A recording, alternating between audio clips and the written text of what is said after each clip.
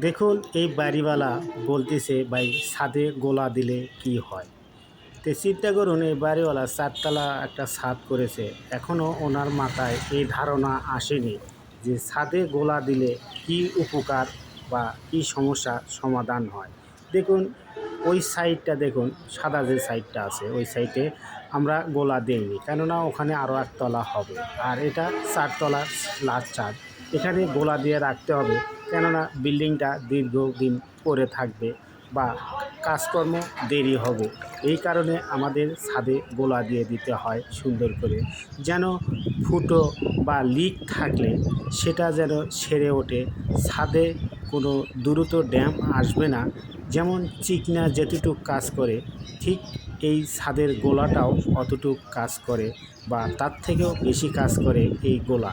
এই গোলাকে আপনারা সমপরিমাণ পানি নিয়ে এইভাবে ছাদের মধ্যে সালা দিয়ে টেনে নিলে আপনার বিল্ডিংয়ের দীর্ঘায়ু